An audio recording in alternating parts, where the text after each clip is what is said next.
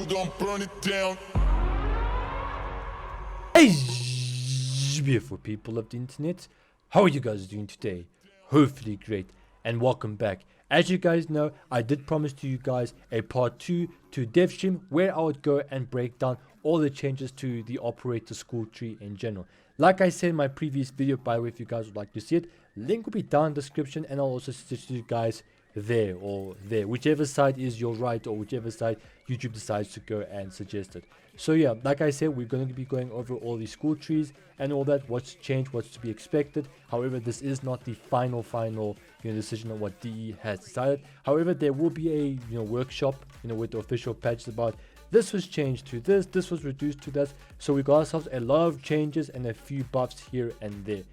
And if you guys would like to support me or the channel any further, remember to leave a like, and also don't forget to click the subscribe button for more Warframe videos and streams. Without further ado, let's get this one on the road, shall we? So we're going to be starting off with generic, where we can see all the major changes, because generic for everyday Warframe is the most important one. So Wellspring. As you guys know, Wellspring is the new energizing dash. So energizing dash was changed to Wellspring, and the way it works is, instead of it being like we go into operator form and then we dash and then we go into Warframe form, it no longer works like that. Instead, you go into operator form and then you would push your number 1 key, just like how you would activate your number 1 ability on mouse and keyboard, and then instead you'll spawn a zone of energy, and then you just go right back into it. And it works just like energizing dash. You receive a bit of energy for like 30 seconds, and once that 30 seconds is up, then you'll no longer be able to go and receive it, just like how energizing dash still does work. So that currently is the same, it's just been changed. Now the other node is what I really want to talk about as well, because it's actually huge changes. So alright, so there's the second node. As you guys know, it's called Hardened Wellspring, and what it does is, when you guys are in your operator form and your Wellspring is currently activated, so you already got that zone of energy, and you decide to go and activate it again by tapping once again while you're currently in the zone, not only will it get bigger in size, the duration will also be increased, and also you and your allies, assuming that everyone's within that zone, will then go and get a 20% increase to power strength. That is absolutely huge. A lot of frames can benefit from this, especially if you guys are really relying on, like, say, power strength in order for your build to be 100% OP or something. So Inner Might is completely different. It no longer does what it currently does. Oh, by the way, happy 420, you know what I'm saying? So the current state of Warframe, Inner Might does something completely different to what we have here in the Devstream. And let me tell you, Inner Might is OP, and here's why. So Inner Might is a passive, but it's only exclusive to generic, and basically it allows you to get a free ability cost without the cost of any shields or energy whatsoever. So let's assume that you guys have got either no shield, or playing as what's the name, Healgen, or playing as any frame that's got 0 energy. You'll be able to go and have a free ability cost once every 60 seconds. When Inner Might has been used, then you won't be able to go and use it again until the cooldown is up. Relatively powerful, because you have no idea on the amount of times that I never ever have energy and I really need to activate a particular ability, whether it's in a steel part or it's in a sortie where they just throw large amounts of Xmas at you. Then it's Inner Might will definitely come clutch. Disarming Sling. So as you guys can see, Disarming Sling will basically has a 50-50 chance to go and disarm the target, just like how Loki's number 4 works. And then of course we are getting ourselves a much further ability to that, so give me a second. And there's the second ability, No Quarter. So if you killed a disarmed enemy, then your operators will get their energy back at a much faster rate, which stacks up to 4 times. So in this case, you'll be receiving 40% of your energy, I think for like 40 seconds or 10 seconds, 4 stacks or 4 max stacks and all that stuff. You guys know DE loves caps. Next up is we do have another node called Temporal Drag, and what happens is you can be emitting this burst of this radial burst that slows the enemies down, and if it touches them, then it'll be slowed down for around 10 seconds with a reduced speed of around 80%. Now this ability works just like how Necros's Terrify ability works, where you would hit the enemies and they'd start running away from you, and if you guys have got the Terror Augment, it'll basically just slow the enemies away, so they'll slowly run away from you, if that makes sense. If you guys get a precision headshot while the enemies have been hit with Temporal Drag, then your damage will then be increased by 100%. So ladies and gentlemen, here's Zariman, and as you guys can see, we have a whole bunch of notes and all that. So one thing I do want to talk about is the Waybound passives, and as you guys can see, opening slam, power strike, affinity spike, and all these other nodes all have 3 levels. However, with some nodes like mind step and the other one that's down here, they basically have a 4th special item or 4th level. That basically means that this particular node can be unbounded and can become your waybound. So as you guys can see, amp strike has 3, opening slam has 3, but mind step, which is a waybound passive, has 4. That just means that this is a waybound passive. If you guys get the last node, then you can use it right here. So power strike works exactly the same as Zariman always used to, except now well, there is actually no difference. It works exactly the same. So basically, instead of you completely losing your entire combo counter, you'll only be losing like 5 hits. So let's say you've got 220 hits, and that bar, the bottom right of your side of your screen when you're using your melee weapon, let's say that bar depletes, and instead of losing like the entire combo, where you would have to start from 0 hits, with the power strike ability, with the power strike node, you'll be able to go and replenish and always keep it up, because instead you'll only lose 5 hits, so you'll go from 220 to 250. Just like regular affinity strike, melee kills will grant you 45% more melee XP. Makes sense. So if you're going for like leveling on your weapon, then perfect to go and use this school tree. Now I want to talk about opening slam. So opening slam was one of the nodes that got heavily changed, and first and foremost, I can't exactly remember off the top of my head, but opening slam was renamed from something else to here's its current name. And what it does is, if you go and perform a slam as your operator, you'll then be able to go and double whatever your current combo gain currently is for 20 seconds. In other words, you'll be able to go and get more combo multiplier or more combo hits, therefore just by slamming, because you're going to be doubling your combo gain. And the next amp or the next node is amp strike. And as you guys can see, if you transfer outside of your operator with an 8 times combo multiplier, the amp damage is increased by 100% for 40 seconds. Now, if you guys ask me, I feel like amp strike could be OP. It could actually be used for like eidolon hunts, but the only problem that I can see in my head is, how are you going to go and max out your combo or hit like your combo to like 8 times? So like, if you guys are on eidolon hunts, then you transfer into your operator, you get that massive damage boost. But now the only question is, what are you going to hit, or what are you going to attack that's going to allow you to have a combo count or combo multiplier that high? Like, listen, the duration is long enough, but still definitely worth checking out. I'd check it out to see, figure something out, maybe bring a Nidus and link to something, because there you can just infinitely just shoot the enemy and you'll just gain your combo multiplier like crazy.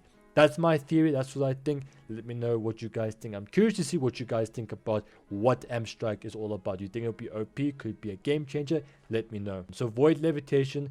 Now, I'm sure you guys have probably noticed the pattern where if you go into your operator form, you'll notice that you got your 1 and 2 abilities, just like how Warframes have their number 1, number 2, number 3, and number 4. And this one for Zariman, or Zariman's ability, is basically you'll be able to go and create a 6-meter wide shockwave that lasts around 4 seconds that inflicts lift status onto all enemies it touches. This is pretty good because there's actually 2 mods out there that I can think of in my head that will work wonders together, and that's condition overload and this other mod where basically if you lift an enemy, you'll be able to go and deal a lot more damage. Imagine stacking those 2, because lifting would be a form of status, and remember with condition overload, the more different status types are affecting that single target, the more damage you'll deal for every status type. So in other words, if you got 5 different status effects, you're going to be getting 5, 10, 15, 20, 25, 250% extra damage. And imagine with that other lifting mod, you're going to be dealing insane amounts of damage. So I can't wait to see how Zariman is going to be in the steel part, and I can't wait to see what combos do people actually come up with. So let's keep moving. So lethal levitation.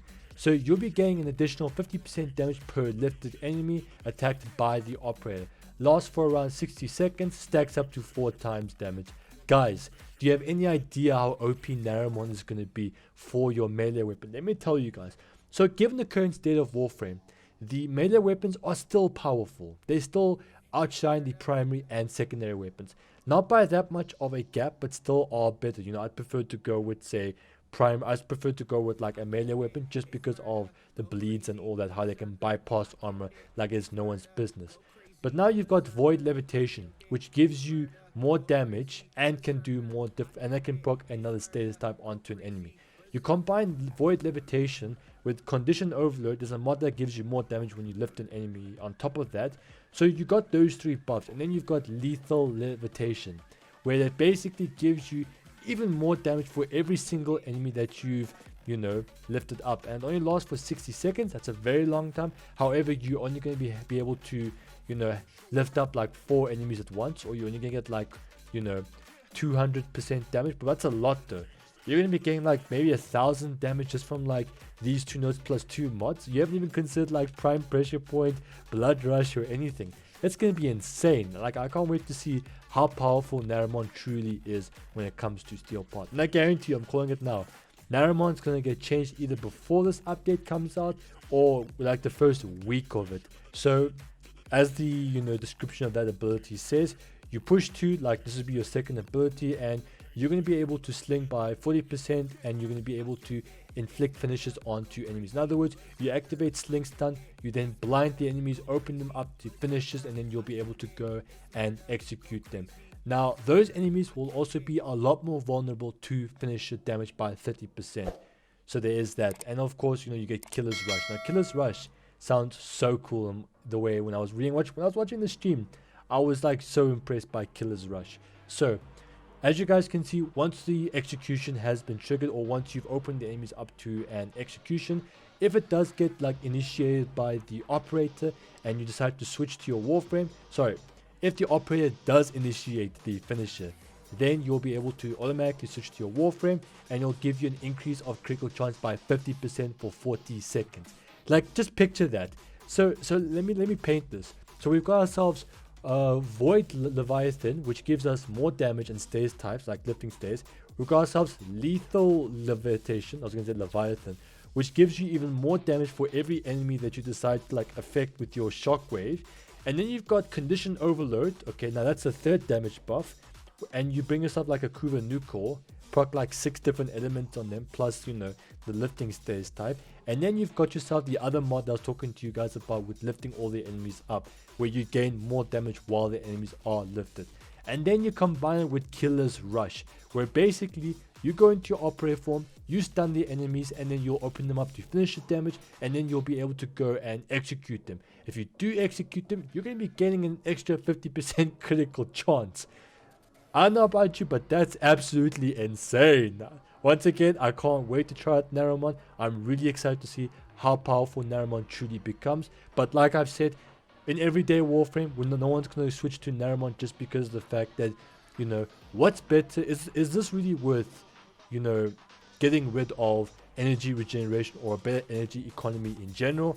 I don't know, but that's your personal questions. I don't think I would, because free ability cost versus like, if the enemies die quick anyways, why do I need to like overkill them? Alright, so ladies and gentlemen, we are moving on to Madurai, and this is actually a very, very highly anticipated one, just like how generic was. And if you guys have been living under a rock, basically Madurai is the school tree that you would go and use to go and take out Eidolon hunting, or Eidolons. Okay, so Void Strike. So some of you guys know Void Strike would I've actually got a bit of a joke for this one. So Void Strike, if you guys didn't know, you would sit there and infinitely stack it. The longer you stay invisible, the more damage output your amps will deal. You'd always use Void Strike to go and take out Eidolon shields immediately. If you guys didn't know, taking out those shields have been the biggest priority, just because of how difficult it is to do so without a correct squad. But anyways, Void Strike has been changed, and I do know that a lot of the Eidolon hunters are not happy about this, just because of the fact that, some of them do actually feel like it's, they deal a lot less damage, but also the biggest contributing factor is the 40-second cooldown. And I do agree, the 40 seconds is a long cooldown, but basically the way it works is simple. Hop into your operator form and then hit the 1 key so you can activate Madurai's exclusive ability, and that would be Void Strike. You do so by, you gain 10% damage or additional damage for every percentage of energy that is consumed. So in other words, it's a much quicker way to go and get yourself a lot of damage. However, I do feel like Void Strike does have a much larger cap. So let's hope that the cap is big enough to make Eidolon hunting relevant. But the biggest kick, or the biggest nerf hammer that was thrown at Void Strike, was the 40-second cooldown. That is absolutely insane. Why I say that is because this if Void Strike does stay at a 40-second cooldown, that basically means that you can forget about a 5x3 or a 6x3 Eidolon hunt where you do 6 Eidolon sets in a single night run. You can definitely forget about that because 40 seconds is a very, very long time. In fact, even the slightest mistake in like Eidolon hunts can cost you a 6x3 run easily. Now, I'm not too concerned about it. I'm not too worried about Void Strike because I quit Eidolon hunting just because I dislike that community and I've already completed my school tree. So I'd rather do something else than deal with Void Strike, or deal with the Eidolon community just because of toxicity. But hey, I'm not here to complain. This is a gaming channel, not a politics channel. So the next thing that we are going to be talking about is something called Void Fuel, and it's nothing fancy spancy, but it's actually relatively good. And basically, you'll be getting 40% weapon efficiency for both your operator and Warframe while Void Strike is currently active. So in other words, let's say you go to twin Grakatas with max fire rate, and you guys are currently have Void Fuel. Void Fuel is actually relatively good for your weapons that do like to run out relatively fast, like the Twin Grakatas, the Ball Prime, or any other weapon that has a ridiculously fast fire rate. Void Fuel just makes it so that you burn through your reserves at a lot slower rate. Next up is we do have a node called Power Transfer, and basically this will give your amp a 100% increase to critical damage for 20 seconds upon switching to your operator. Or if you guys would like to use your Warframe, then you'll be getting 50% cast speed when switching to your Warframe. So you have a choice. If you switch to your operator, you'll gain 100% more damage. However, if you switch to your to your Warframe, you'll have an increase to your casting speed. Now, casting speed is actually a pretty good throw or pretty good ability, just because the fact that Warframes like Equinox, who, if you have a main build where you just decide to go and nuke the rooms, or you would like to go and heal yourself and teammates, then Power Transfer is really, really good. It's mainly good for frames like I'd say like Equinox and Mirage, where they've got those long animations for some of their ults. Very good ability, and I think it's definitely going to be ideal for Eidolon hunting, because the more damage you can have on your amp, the better. Because remember, if you guys weren't able to take out the shield at a fast rate, then you'll definitely struggle to go and do multiple sets. But we'll still have to wait and see until the Angels of the Zariman update does come out. The next node is one called Chain Sling, and that basically gives you more energy efficiency on consecutive void slings. So I guess this is the ability that allows you to go from point A to point B relatively fast in like the open world maps like the Plains of Eidolon or Valus, and also the Cambiant Drift. So of course, you need to have some form of efficiency, because you are going to be using Madurite to go and take out Eidolons, and the Plains of Eidolon is a relatively big place. So Sling Strength, that's the name of the next node, and basically when you switch to your Warframe, after a chain sling adds 40% ability strength for 20 seconds. Once again, this is also a very, very good quality of life change. However, I was a little bit shocked to see that this actually adds more power strength to yourself than Generic does. However, I do feel like if you want to do a bit of a supportive role, you definitely go and switch to Generic. But hey, Madura is if you want to be a greedy person and just buff yourself up. And definitely great to have, more power strength the better, depending on your build. It's not always great to have a ton of power strength on some Warframes. Some frames are better with like less power strength, others are great with power strength, but that depends on your build. However, I can't wait to see how fast Vault can move, because now we're looking at an extra 60% power strength. That's going to be absolutely insane, if not more, maybe even 120 if you got like a couple groups and all that. So the next school tree that we are going to be talking about is Vazren, and me personally, this is a school tree that I use a lot when it comes to end game Warframe or endurance run frame like Steel Part or 1 or 2 hours in the Steel Part, just because the fact that there is no frame in this game without like any form of cheese that can allow you to like withstand the brute force of level 100 enemies, if not level 200 enemies. So I like to abuse Vazren, and there was this node called Energizing Dash. Protective Dash, it is here, however it was renamed to something else, and let me tell you, Vazren actually sounds pretty fun to go. So as you guys know, the passive for what was this thing called, Vazren, you guys can see it just basically increases your affinity range by 25%, by 25 meters. So the first node is going to be one called Mending Soul, and that is your passive. And This was actually one of the benefits of running around with Vazren. So Vazren is a pure supportive role for your allies, including yourself, and what Mending Soul used to do was the first 4 revives would be instantaneous, and as you guys can see, that still is the case, but with some bonuses to it. And that is, let's say that you are out of those 4 revives, you revived your teammates more than 4 times, maybe a 5th or a 6th time, who knows how bad your teammates are. But now the additional bonus that you will be receiving after those 4 revives will be, you'll be able to go and revive your teammates at a much faster rate. So when you revive your teammates and you just see like that little bar slowly filling up, well, with Mending Soul, after you used your 4 revives, you'll be able to fill up that bar quicker, so you can get your teammates up a lot faster, just like how quick revive was in Black Ops 1 and Black Ops 2. You drank that bottle of blue liquid and then you can just revive your teammates as really fast as possible. In fact, it'll be surprising how fast you revive them. So Void Regen, this actually has been changed, and it's actually, the way it works is actually a little bit complicated, or the way to explain is actually a lot more complicated than the way it works. So I'm gonna do my best. So when you guys enter Void mode, your healing is gonna start at 10. So it's gonna go from 0 to 10 when you enter your operator form. Now the health per second, or the rate at which you regenerate health, will slowly start to increase by 10. So it'll go 10, 20, 30, 40, and 50. And of course it does cap out at 50 per second. Now, so it's going to go 10, 20, 30, 40, 50 over time, a very small amount of time. When the rate at which you regen your health does hit its cap, in this case it's being 50, then you and your allies will also share that same benefit. So instead of it just being like me, like 10, 20, 30, 40, all of us, including me, the caster, will also have that same health per second at 50 mark. Pretty good support, but once again, we've got all these powerful nodes in our disposal. We're going to have them at our disposal. Does this mean that Angels of the Zariman update is going to be like raid orientated? Listen, I'm not going to get my hopes up, and I don't recommend you guys do, because if they do bring back the raids, it's not going to be the same as it used to be. Some of these abilities are like a little bit linear, so I keep when I say no, this is all on one node, but it's actually 2 individual nodes.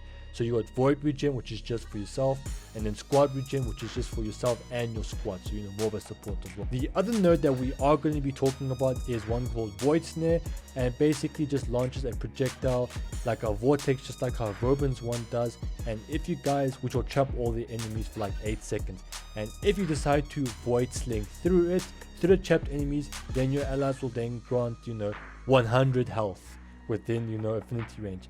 Bit of a mediocre build, just because of the fact that what is 100 health gonna do?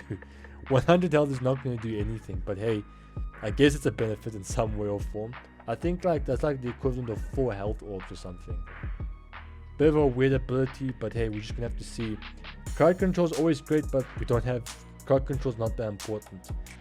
And then of course, remember my favorite ability called Protective Dash. Well, Protective Dash has now been changed to Protective Sling, and if you guys don't know how it works, basically what will happen is you would sling into enemies, and what will happen is that you'll be given a couple seconds of invulnerability frames, so like your health bar and everything else will go gray, and nothing can hurt you, nothing can knock you down, no status procs can touch you, nothing. You're completely invulnerable. While you're invulnerable, you'll then go and get some level of health regeneration, which is very, very good. And you can always spam it, but we have to wait and see until how is the Void Sling. Is it as smooth as how Void Dashing was, or is it worse than Void Dashing? Who knows? Or is it easier to go and proc? Next up is we do have Guardian Shell, and it's actually a pretty interesting ability. Basically, you'll be able to create this barrier on the operator and your allies. Of course, they have to be within affinity range, and there is a 4-second window of invulnerability. So the way this invulnerability works is very similar, or the exact way as the way Frost's Globe does work, as Rebecca did explain during Devstream 161. Basically, you activate this barrier, you and your allies within affinity range will then have a 4-second window to immunity, and every damage that you do receive while this barrier is active during its vulnerability period, you'll then be able to then take that damage and add to its own health. So this barrier has a base health of 500, and if you guys do line up absorbing 1,000 hit points or 1,000 damage points onto your barrier, then that damage that you've absorbed will then be added to your base health, and that is how much barrier barrier abilities or barrier health that you currently have. Very, very good, especially for a supportive role. Vazren, I'm actually relatively impressed. My only question is, with this ability, is it only for operators? Can your Warframe also be protected by a barrier? Because if it could, then that is absolutely game changing even for me. I can't wait to go and try. I'm quite excited with Vazren and all these other school trees. Can't wait to go try and see like what's OP, what works, what is underused, and all that good stuff. So as you guys can see, the next one is Guardian Break. Let's fast forward to there. Alright, so Guardian Break. So when the Guardian Shell breaks, the Warframe shield regeneration will also be increased. So in other words, your shield delay and the rate at which you actually receive your shields will be a lot faster, allowing you to get yourself out of that particular sticky situation thanks to shield gating mechanics. So pretty good with Guardian Break. So if you guys, if you guys barrier does break, then you're not entirely fried. However, it is a warning. Get out there and recuperate and continue the fight.